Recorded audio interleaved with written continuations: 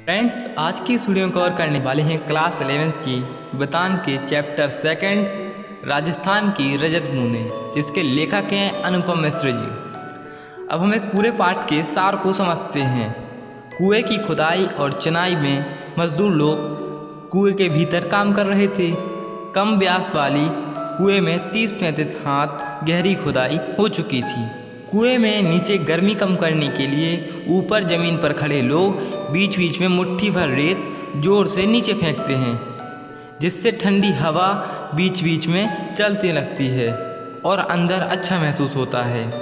ऊपर से गिरने वाली रेत तथा कंकड़ से बचने के लिए मजदूर लोग सिर पर धातु का एक टोप पहन लेते हैं। मरुभूमि में रेत दूर दूर तक अथाह गहराई तक फैल जाती है, यानी बहुत गहराई तक अच्छी से फैल जाती है वह पूरी रेत।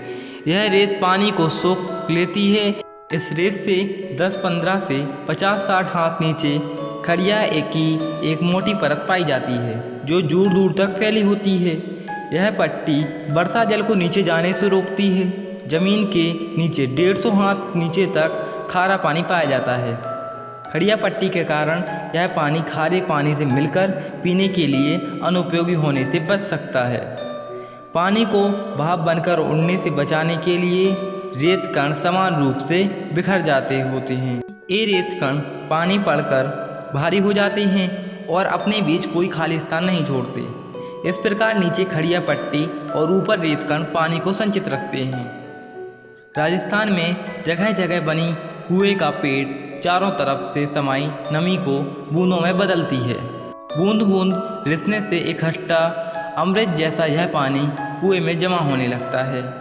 यह पानी 3 रूपों में मिलता है। पहला रूप पालर अर्थात बरसात के बाद नदी में तालाब से रोका गया पानी का दूसरा रूप अर्थात पाताल पानी, जिसका अर्थ है ज़मीन में काफ़ी नीचे पाया जाने वाला खारा पानी। और इसका तीसरा रूप रेचाणी पानी अर्थात पालर पानी और पाताल पानी के बीच में मिलने वाला पानी। यहाँ वर्षा को मापने के लिए इंच या सेंटीमीटर नहीं, रेंजा शब्द का प्रयोग किया जाता है। रेंजा धरातल में समाई वर्षा को मापता है। रेंजाणी पानी को समेटने वाली कुएं बनाना एक विशिष्ट कला है। कुएं की चिनाई का श्रेष्ठतम काम ही कुएं का एक प्राण है।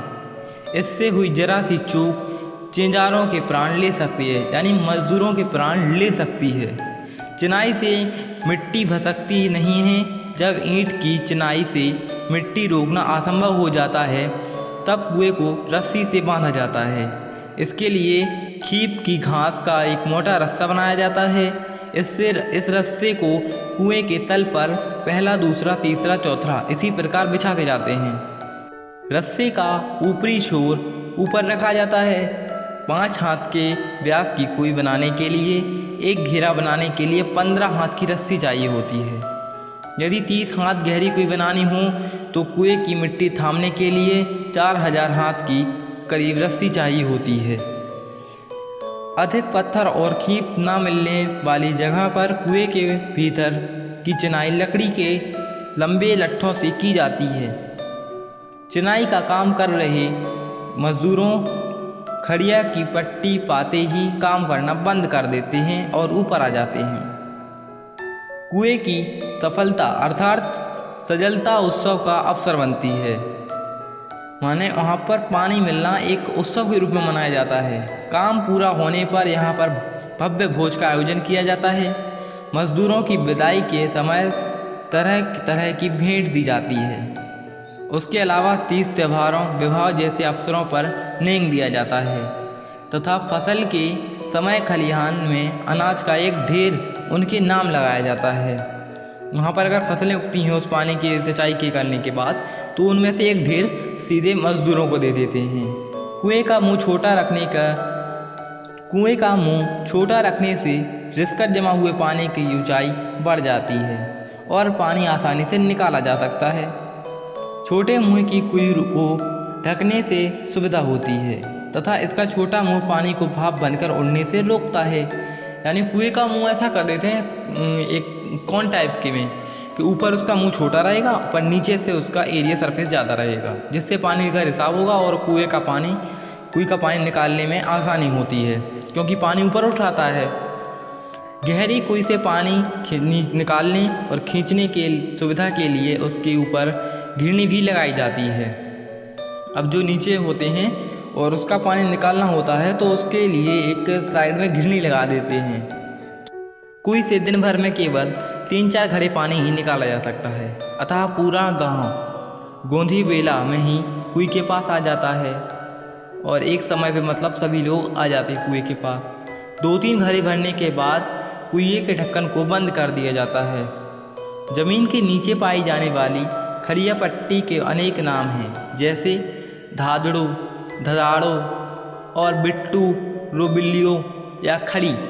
इस खड़ी के बल पर खारे पानी के बीच कुइयाँ मीठा पानी देती है, यानी सबसे ज़मीन के नीचे खारा पानी और सबसे जो ऊपर होता है उसे तालाब से रोक कर रखते हैं बरसात के समय वो पानी, और बीच में जो पानी पाया जाता है वो खड़ी के ऊपर पाया जाता है और वो पानी मीठा पानी होता है।